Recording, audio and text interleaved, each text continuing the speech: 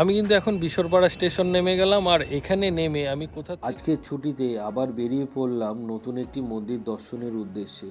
এই মন্দিরটি কিন্তু আমাদের বাড়ি থেকে বেশি দূরে অবস্থিত না, তা সত্ত্বেও আমাদের কিন্তু এখনো এই মন্দিরে কোনোদিনও যাওয়া হয়নি। তাই যখন জানতে পারলাম, আর দেরি না করে চলে আসলাম এই মন্দিরে ও আপনাদের সামনে ছোট একটি ভিডিওর আকারে তুলে ধরলাম, যাতে আপনাদের বাড়িতে বসে বুঝতে বা এখানে আসতে একটুও কোনো অসুবিধা না হয়। তার জন্য আমি কিন্তু এই মন্দিরে আসার সহজ রাস্তাটা আপনাদেরকে দেখিয়েছি।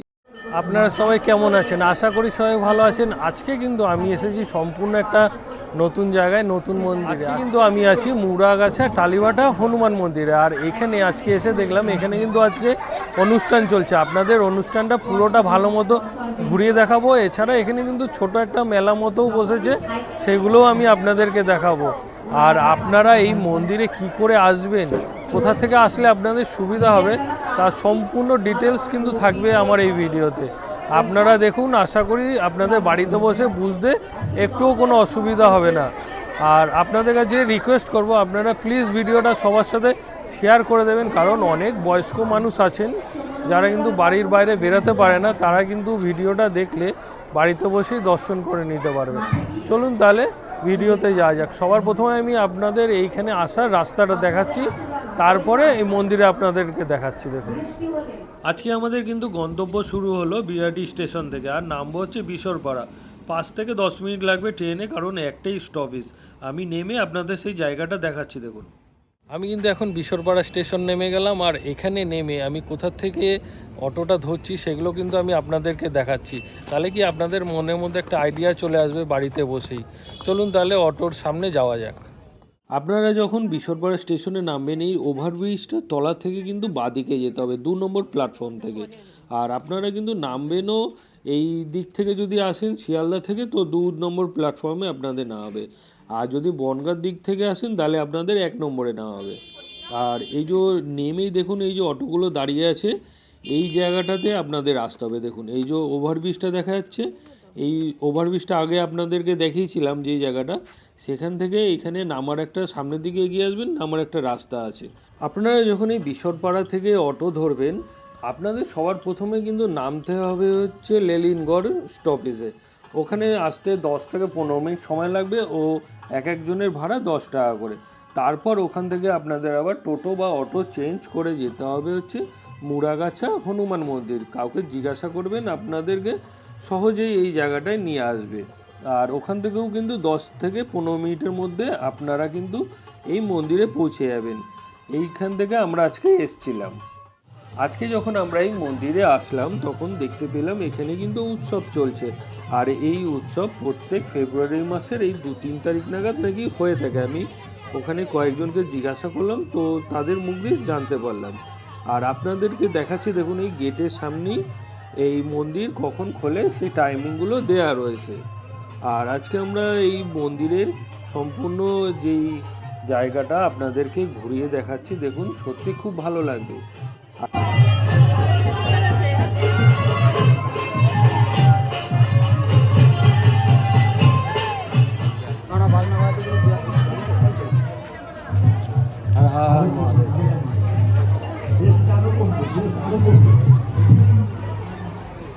মন্দিরের যে মূল গেটটা রয়েছে, তার উপরে কিন্তু ছোট কাগজের মধ্যে লেখা রয়েছে মন্দির খোলা বন্ধের টাইমিংগুলো। আর দেখুন আজকে কত দর্শনার্থী। আপনারা যখন এই মন্দিরে আসবেন, এই মন্দিরে পুজো দেওয়ার সামগ্রীর দোকান কিন্তু এটা 12 মাস এখানে এই দোকানটা আপনারা পেয়ে যাবেন। আপনাদের সুবিধা মতো এখান থেকে কিনে নিতে পারেন। আর আমি আপনাদেরকে এবার মন্দিরের ভেতরে চারিদিকে নিয়ে যাচ্ছি। দেখুন কত সুন্দর লাগছে। এখন যে মন্দিরটি আপনারা দেখতে পাচ্ছেন, এই মন্দিরটি কিন্তু হনুমান মন্দির। আর এই মন্দিরের ঠিক পাশেই যে গেটটা রয়েছে, সেই গেটের পাশে কিন্তু রয়েছে গোবিন্দ মন্দির। সেইখানে আমি আপনাদেরকে এখন নিয়ে যাচ্ছি এই মন্দিরে ঢোকার আগে।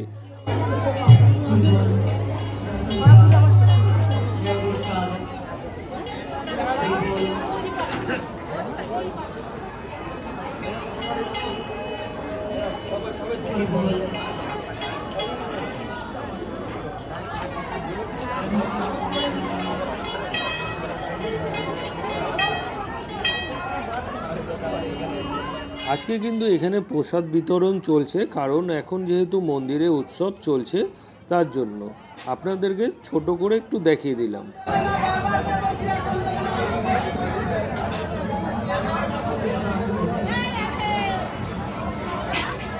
আমি কিন্তু এখন আছি হচ্ছে রাধা গোবিন্দ মন্দির, আপনাদেরকে পুরো জায়গাটা দেখাচ্ছি, আপনারা দর্শন করুন, সত্যি খুব ভালো লাগবে।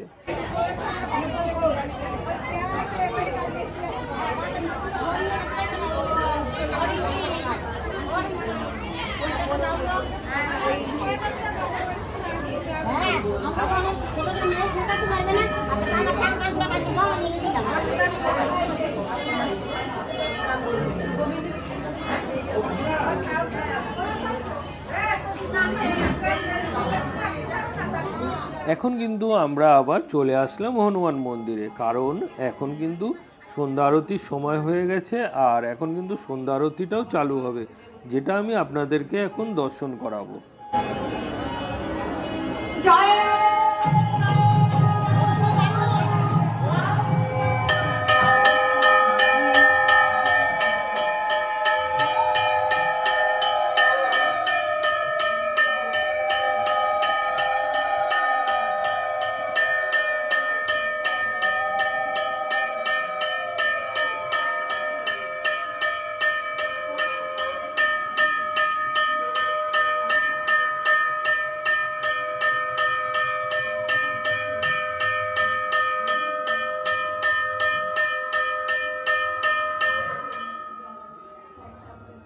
এখন যে মন্দির আপনাদেরকে দেখাচ্ছি, এই মন্দিরটি কিন্তু শিব মন্দির, আর এই মন্দিরে প্রবেশের আগে আপনাদেরকে মন্দিরের চারিদিকটা একবার দেখিয়ে দিচ্ছি।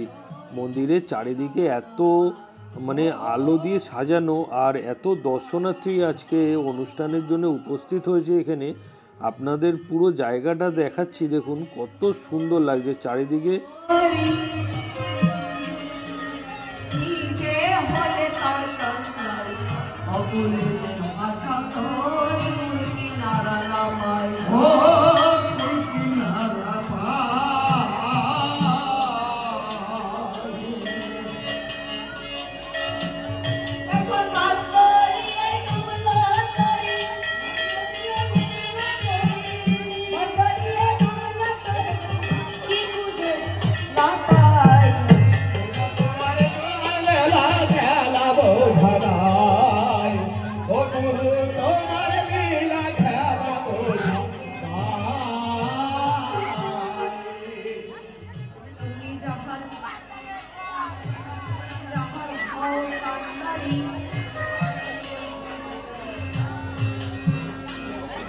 তুমি যাহাই হও কান্দারি তবে নাকার জীর্ণ করি অনাসি ধরাল বাড়ি হয়ে গর্বধারী ও হয়ে গর্বধারী। মন্দিরের পাশে এই পুকুরটি আপনাদেরকে দেখাচ্ছি, দেখুন কত সুন্দর লাগছে, আর পুকুরের মাঝখানে ঝর্ণাটা লাগিয়েছে, চারিদিকে এত সুন্দর লাইটিং, সত্যি খুব অপূর্ব লাগছে। আর আপনাদের এই পুকুর পাড়ের যে ঘাটটা রয়েছে সেইখানেও আপনাদেরকে নিয়ে যাচ্ছি, দেখুন সত্যি খুব ভালো লাগবে।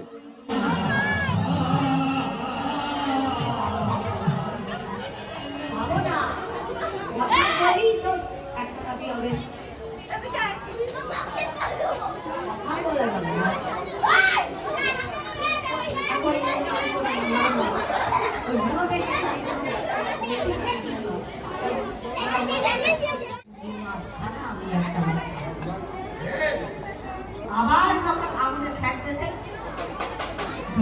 আবার বুড়োর মধ্যে একদম দেখছি। এখন আপনারা যে মন্দিরটি দেখছেন এটা কিন্তু শিব মন্দির, আপনাদের একটু আগে যে মন্দিরটি দেখিয়েছিলাম সেইটা। আর চলুন তাহলে এবার আমি মন্দিরের ভেতরেই যাচ্ছি ও আপনাদেরকে দর্শন করাচ্ছি।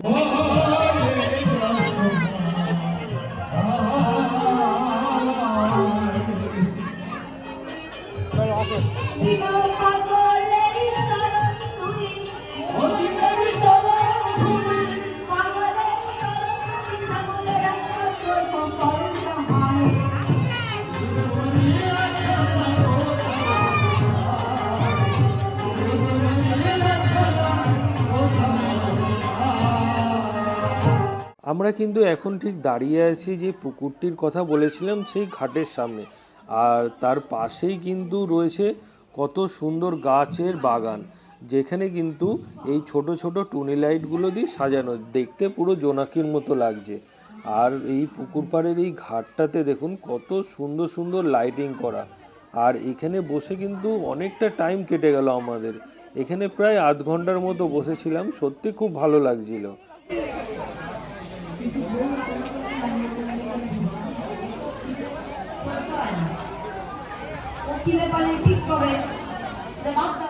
বন্ধু শিগগিরই আয়। এইবার কিন্তু ডাকখান অন্য রকম হয়েছে, কারণ অন্যান্য দিন তো বলে বন্ধু আমি যাচ্ছি, বন্ধু আর বন্ধুর বউ ছুটে আসে। কি হয়েছে কি হয়েছে? আমাদের কিন্তু এখন এই মন্দিরে ঘোরা হয়ে গেল, আর এখন কিন্তু বাড়ির দিকে রওনা দিচ্ছি, যে দিক থেকে এসেছিলাম সেদিক থেকে। আর আপনাদের কেমন লাগলো, এছাড়া আরও যদি কিছু জানার থাকে তাহলে আমার কিন্তু কমেন্ট বক্সে কিন্তু আপনারা কিন্তু কমেন্ট করে জানাতে পারেন।